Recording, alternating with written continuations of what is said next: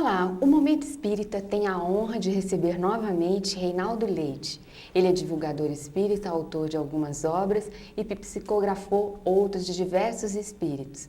Hoje nós vamos conversar com ele sobre a culpa. Reinaldo, seja bem-vindo ao nosso programa. Aos telespectadores amigos, nossos fraternais votos de paz, né? Muito gostoso. Estamos de volta aí para falar das coisas da vida aí, aprendendo em conjunto, que eu sou um eterno aprendiz. Reinaldo, para abrirmos a nossa conversa, eu queria que você comentasse com a gente por que nós sentimos culpa do ponto de vista espiritual. Bem, a culpa é a conscientização de um equívoco, de um erro. Quando nós temos, às vezes temos até ciência desse erro, de que é um erro, mas ainda não temos consciência. Quando não temos consciência, nós agimos por impulsividade, por instinto, e aí cometemos aí o dito equívoco. Então, quando temos conscientização desse equívoco, nós sentimos o fenômeno chamado culpa. Nós damos esse nome, culpa. Alguma coisa que está dentro de nós perfeitamente desconfortável, que pode nos acompanhar durante muito tempo. Então, a culpa, sob o ponto de vista espiritual, ela pode ser carregada até depois do além-túmulo, segundo a nossa concepção espírita. Então, são muitos espíritos que se sentem culpados aí por atos descabidos que possam ter feito e dos quais, a época da ação, não tinham a correspondência inteligencial de saber que era um ato danoso. Muitos fazem isso por justiça, por exemplo. Eu apliquei a justiça, ele me fez tal coisa, eu fiz a lei de talião, né? Olho por olho, dente por dente. Então, quando a pessoa tem a conscientização, isso só vem pela educação, o que acontece? Ela tem culpa. E a culpa, ela só se dirime ao longo de um processo de movimento. Na época, a gente fica com culpa o tempo todo, e tem culpado, eu fiz aquilo, não posso me lembrar, eu tenho dificuldade, tenho pesadelos de noite, tenho problema, estou tomando remédio e tal. Então, o que está acontecendo com essa pessoa quando ela tem culpa? Ela entra num estágio chamado remorso. A palavra vem de remoer, aquilo fica remoendo, a pessoa fica lembrando toda hora, qualquer coisa a lembra do fenômeno lá, do ato danoso que ela possa ter feito contra alguém ou contra si mesmo. Então a culpa também pode ser de ato contra mim mesmo. Então, dentro do remorso, a gente parte para a dificuldade aí de conforto. Então, o que fazer? Bem, quando a consciência chega, a consciência se apura nesse remoer, nesse movimento, o que ela vai? Ela vai para um outro estágio da conscientização. Então, a minha ideia é fazer a reparação. Então, eu vou para a reparação. O que eu tenho que fazer? Eu tenho que reparar o dano, se é possível. Então, quando é possível, nos limites do momento, quando é possível, eu vou e faço aquilo que Jesus, a quem seguimos, nos ensina. Vai com teu irmão. Se ele te entender, te ouvir, ganhado terás o teu irmão. Se não te entender, aí é só o tempo que vai... Você precisa de mais tempo. Então, você parte para a reparação. Mas essa reparação, ela é feita logo, não, você passa por um estágio chamado expiação. Você quer expiar esse dano que você cometeu contra o teu irmão, contra você mesmo. Isso não é automático? Assim, não. Essa questão, essa necessidade da expiação é uma necessidade interna nossa ou é uma lei lei divina? Não, é da conscientização humana, isso aí, espiritual. O ser humano tem... Bom, eu fiz o erro, então eu estou com culpa, fiz o erro, estou me remoendo com isso. Até quando eu vou remoer? Até quando eu vou arrumar uma úlcera gástrica, uma adrenalina exacerbada, até onde eu vou arrumar um problema mental, uma enxaqueca com isso? Até o limite que eu não suporto mais e digo, bom, eu preciso reparar de alguma maneira essa reparação, porque eu vou entrar no campo. Então eu entro no campo da expiação, eu expio para poder reparar, eu começo a espiar. Como que eu vou espiar isso? Eu vou reparar o dano, eu vou lá tentar falar com a pessoa, eu vou lá tentar, ou eu vou me transformar, se é contra mim, eu vou me transformar. Então esta questão da expiação, da reparação, é alguma coisa que é meio contingente, a pessoa vai aí para esse caminho. E aí ela vai para onde? Bom, se ela expiar adequadamente, segundo o padrão, digamos que é contra outra pessoa, e essa outra pessoa também se levanta numa conscientização de que o mal não foi tão grande assim, que já passou e tal, ela elevadamente, ela me perdoa. Digamos que ela me perdoa. Então ela me perdoou e aí ela me perdoou. Mas existe um fenômeno mais difícil de ultrapassar, que é o último da etapa, que é o auto-perdão. O outro me perdoou, mas eu não me perdoei. Eu ainda continuo carregando essa culpa. Então eu preciso me transformar, trabalhar o suficiente para chegar no auto-perdão. Digamos assim, ficar quites com a dívida moral que eu acabei arrumando. Então a culpa, em termos espirituais, ela passa por esses estágios né? E dentro desses estágios tem que chegar no auto-perdão. Quando a pessoa se auto-perdoa, ela, digamos assim, ela esmaece. Não é que esquece o que fez. Aquilo que ela fez fica como uma pontificação, fica como uma exponenciação de que ela não deve repetir isso, que ela aprendeu com a dor, aprendeu com o remorso, aprendeu com a culpa, com a reparação, com a expiação, ela aprendeu com tudo, para poder chegar no auto-perdão. Então, quando chegamos no auto-perdão, é que então estamos num patamar de certa elevação em termos espirituais.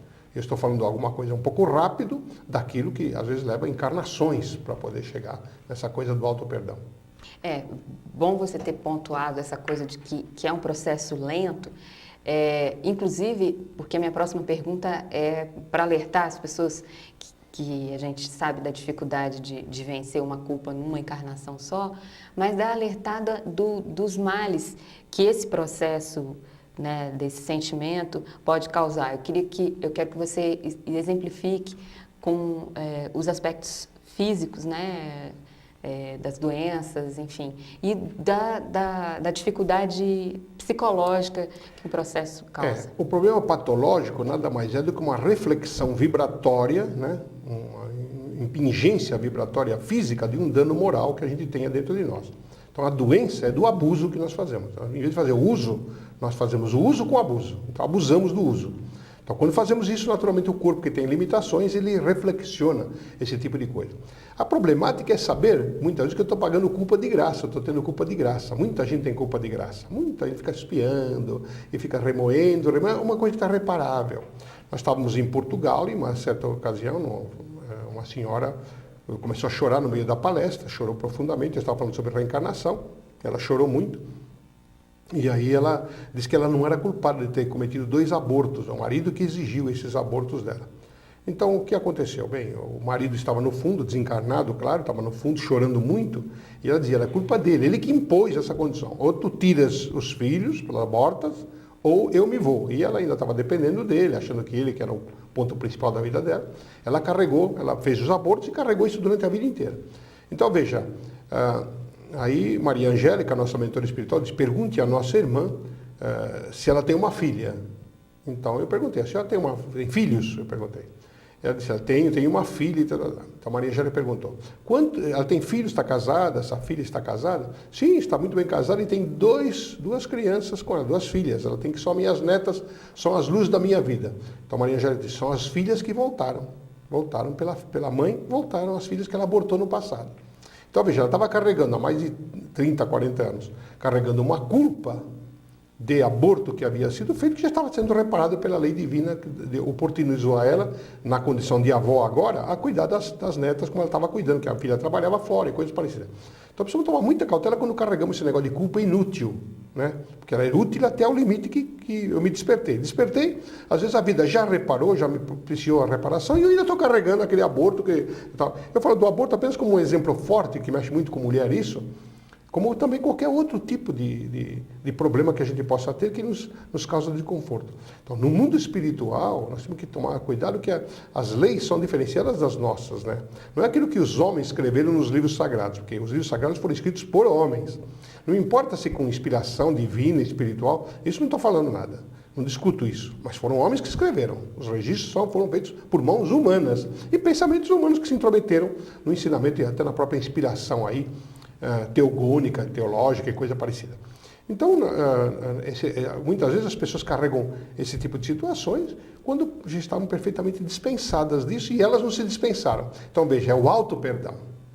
A fase aguda do ser humano, a fase mais aguda que tem, é ele se auto-perdoar. Porque a vida tinha perdoado, as filhas já voltaram com a condição de neta, estava tudo muito bem, o marido, coitado, chorava lá porque ela o acusava e também ele já havia tido consciência. Mas ela não, ela estava carregando ainda, quer dizer, a vida perdoou, as pessoas, os espíritos perdoaram, as crianças, porque foram abortadas, podiam ter uma raiva dela. Não, voltaram na condição de netas, pela filha e papapá. Então estava tudo muito bem, mas ela ainda não se havia perdoado. E aí, nesse caso, assim, seguindo esse caso como exemplo, assim, que atitudes ou que práticas, né, dentro da pedagogia espírita, nós podemos praticar para nos libertarmos desse sentimento de culpa? Ter consciência, começar a analisar. Em vez de julgar-nos, nós deveríamos fazer uma análise de nós mesmos. Daí porque as questões 919 e 919A do Livro dos Espíritos nos convida aí à profunda reflexão, ao chamado autoconhecimento. Conhece-te a ti mesmo, né? O dito de Sócrates, né? Nosse te ipsum, né? Em latim, gnoxi autum, em grego, que o Sócrates aprendeu. Essa frase aí não é frase do Sócrates, muita gente diz que é o Sócrates quem criou essa frase, né?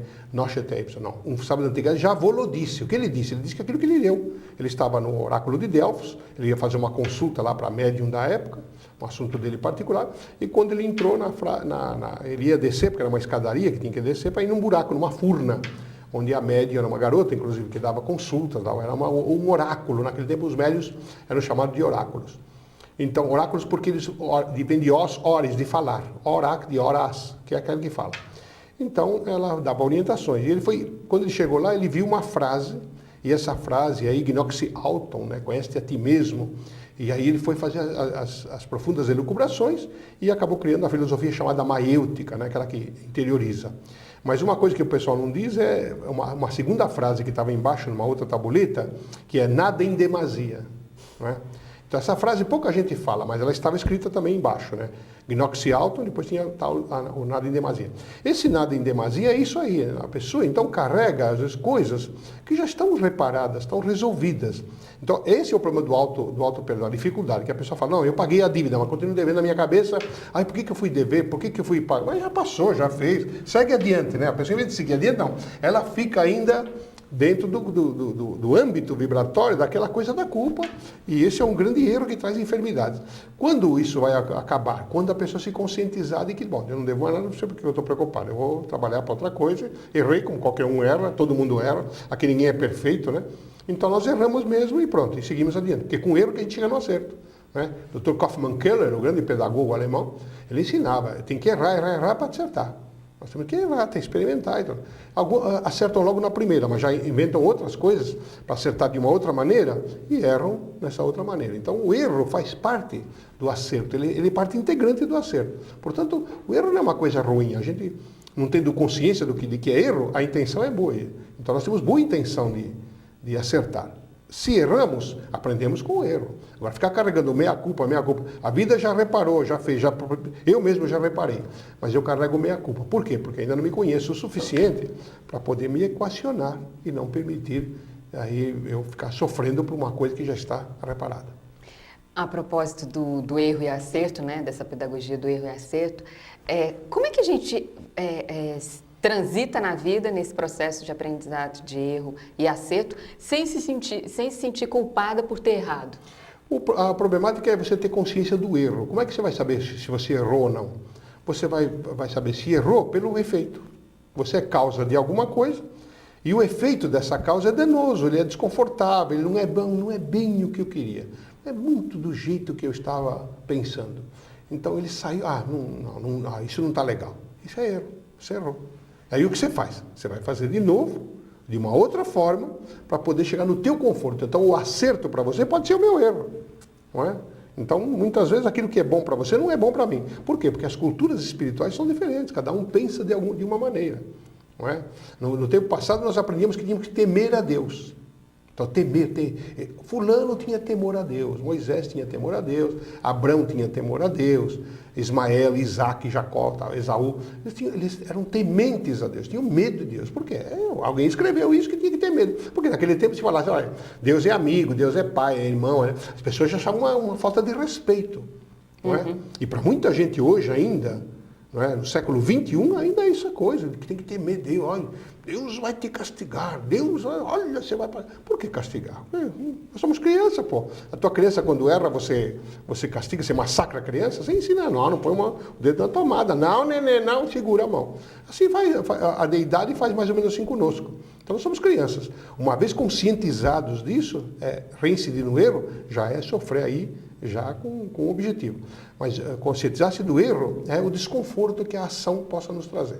Em trazendo um desconforto, seja moral, seja espiritual, seja total, seja o que for, ele é desconfortável. Aí eu errei e vou partir para o acerto. Bom, então nessa linha de raciocínio, no estágio evolutivo em que a gente está, o único jeito de aprender é errando. Errando. Por isso que o mal é necessário. O mal é necessário. Quando as pessoas falam, como mudar? Não, o mal é necessário. Se não tivesse o diabo, como entender Deus? Se não tivesse Deus, como entender o diabo? A gente podia achar que o diabo está certo. Ele tem lá, né? Apesar que o diabo é uma figura, ele não existe, para mim pelo menos não existe. Existe o espírito que é equivocado, que se eu quero chamar de diabo, a diabo vem de diabolos, aquele que bole com a luz. Diabo vem de dias. Dias quer dizer luzes, no tempo antigo. Então, diabolos, aquele que bole com a luz, aquele que quer... E Satã, uma palavra hebraica chamada Satã, ela quer dizer opositor, é aquele que se opõe a certas posturas. Não. Eu, quando sou contra alguma coisa, eu podia ser chamado em hebraico de Satã. No entanto, a pessoa criou a palavra Satanás. Criou que é Satã, que vem de Satã, que é aquele que o Satanás é aquele que está sempre se opondo às coisas. Como o demônio, a palavra vem do grego, daimonion, que quer dizer espírito amigo, espírito confortável, espírito familiar. Aí depois, naturalmente, o Constantino lá virou a história e tal, e botou que a palavra demônio é uma palavra ruim, que é o tinhoso, que é aquele que vem do inferno e tal. E, aliás, tem muita religião que só fala dele e não fala de Deus, né? Parece que o diabo é mais importante do que Deus, Satanás, o diabo aí, o demônio. Mas veja, se não houvesse isso, como poder entender? Então, criou-se, dentro desse maniqueísmo doutrinário, criou-se a figura do bem e do mal. O bem representado por Deus e aqueles que estão na grei divina. E o mal representado pelo Satã, pelo diabo, pelo demônio, pelo Lúcifer, né? A palavra Lúcifer, aliás, Lúcifer não era nem nome do espírito que se rebelou. Alguém que escreveu aquilo. Lúcifer vem de Luciférios, aquele que carrega a luz. Era o carregador da luz, ele não tinha nome nenhum. Aí botaram como Lúcifer o nome do cara. Não, era o título dele. Como eu sou advogado, eu sou Reinaldo Leite. Mas eu não me chamo advogado, eu sou advogado. E o Lúcifer era o que carregava a luz. Daí a palavra Luciférios, aquele que era o portador da luz, que carregava a luz. Lá, aonde ele carregava, eu não sei também. Mas enfim, ele carregava. Aí botaram que era o nome dele, e ele se rebelou contra Deus, se rebelou contra a face de Deus, e Deus ficou nervoso e abriu o céu e jogou ele, né? Jogou ele perto da Secretaria da Receita Federal, coisa parecida. Então nós estamos aí, ainda estamos na infância dos entendimentos da divindade, por isso que ainda precisamos do erro para chegar no acerto. Um belo dia teremos inteligência suficiente para poder entender que as coisas já podem ir direto para o acerto, mas isso, pelo menos comigo, vai levar um bom tempo. Bom, Reinaldo, e como é que a gente se livra do peso das acusações de pessoas que não conseguem nos perdoar? Às vezes a gente já ultrapassou, né, todo aquele processo que você descreveu no início, mas aí você ainda sente o peso das acusações ou das vibrações, enfim, dos sentimentos das pessoas. A gente dá muito valor para a força das pessoas, né? Dá muito valor para as pessoas em demasia, né? Ou desvalorizamos totalmente ou valorizamos em excesso. Não damos o valor adequado à pessoa. Se o sujeito não me perdoou, eu fui com ele, pedi-lhe perdão, até me proclinei perante ele, e ele não me perdoa, ele é um espírito atrasado, ele está com problemas, com dificuldades e tal, mas ele tem que me perdoar. Não pode ficar esperando que ele me perdoe para... não. Olha, você me perdoa. Não vou lhe perdoar de jeito nenhum. Vou ficar carregando isso a vida inteira? Eu já te paguei a dívida. Você não tá... mas você pagou por isso, e vai arrumar 1000 modos ali. Mas tá pago, não tá? Não interessa, mas olha, mas tem... Porque o pentelho tem essa coisa, né? Então o que ele faz? Ele não quer perdoar. Aí é problema dele, porque ele não se perdoa, então ele não perdoa ninguém. Então ele está no estado que eu estava antes, no campo da culpa. Ele não consegue, ele está no remorso, da raiva, do ódio. Ele está no fel da amargura. Ele está intoxicado. A gente fala que ele está no tóxico do mal, do equívoco. Então é problema dele. Eu me perdoo então e oro por ele, se puder vibrar em favor dele, se não ficar com raiva, claro. E aí eu oro por ele para que um dia ele acorde como eu acordei. Um dia ele vai acordar e vai ver que ele está gastando vela com mal defunto, porque ele está querendo não me perdoar, ele está preocupado. Então ele está carregando a culpa. Ele tem que estar... Agora é culpa dele não me perdoar. Então é problema dele, não tenho nada com isso. Eu me perdoo. Uma vez que eu cumpri o meu dever com ele, é justo que eu eu siga adiante. Vou ficar desconfortável, porque eu não gosto de ninguém não gostando de mim. Isso é próprio meu. Então eu não gosto. Mas como eu tenho vida pública, claro que eu tenho críticos aí e tal. Aliás, tenho crítica no próprio meio espírita que eu professo, né? As pessoas aí chamam a gente de polêmico, mas olha, eu como sigo a Jesus, eu não vi ninguém mais polêmico do que Jesus. Jesus falou, eu vim trazer o fogo. E o que eu quero mais que senão que ele se acenda? Que coisa mais polêmica que é essa? Eu não vim trazer a paz, eu vim trazer a espada, ele falou. Nossa, espada é um instrumento contundente, corta. Eu não vim trazer paz, eu vim trazer espada. Olha, não quer coisa mais polêmica que essa? Mas como eu o sigo, para mim ele é o meu ídolo, é uma pessoa que eu... Então, se a pessoa me chama de polêmica, também passei igual aos outros, então fico os outros fazendo, não preciso repetir nada. Então essa coisa de a pessoa eu não lhe perdoo, não sei o quê, eu sinto até uma certa pena da pessoa, posso sentir até um desconforto, poxa, eu gostaria que ela me perdoasse e tal. Mas eu me desconfortar em demasia, se desalinhar emocionalmente, porque o outro não me perdoa, esse é um grande equívoco, que eu não me dou hoje já, com aquilo que alcancei, não. Eu reparei meu erro, está reparado e o outro não aceitou, ele quer mais. É mais ou menos como as posturas governamentais. Você paga a dívida, você paga o juro, paga a correção, e quando você vai quitar, fala, ainda está devendo um saldo, o resíduo, né? Não tem o resíduo? O tal do resíduo? Então, o governo faz isso aí, ele não perdoa, ele quer o resíduo. Aí você paga o resíduo, em cima do resíduo tem mais resíduo, o resíduo do resíduo, o resíduo. Então, isso não é assim mesmo. Se as posturas econômicas que vêm de homens fazem isso, imagine nos campos das emoções, como é difícil. Então, o que fazer? Não fazer dívida.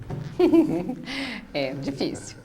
Bom, para encerrar, né, nossa última pergunta, ao estarmos no processo de reparação dos erros, né, enfim, nos conscientizamos, vamos reparar e tal, qual a dica que você dá para a gente para não sintonizar novamente com o campo da culpa durante o processo da reparação? Porque no caso em que envolve duas pessoas, ou mesmo uma só no processo de auto-perdão, a tendência da gente é escorregar de novo para o campo vibratório da culpa. Seres de experiência é assim mesmo, a gente escorrega no erro e no acerto até chegar no acerto.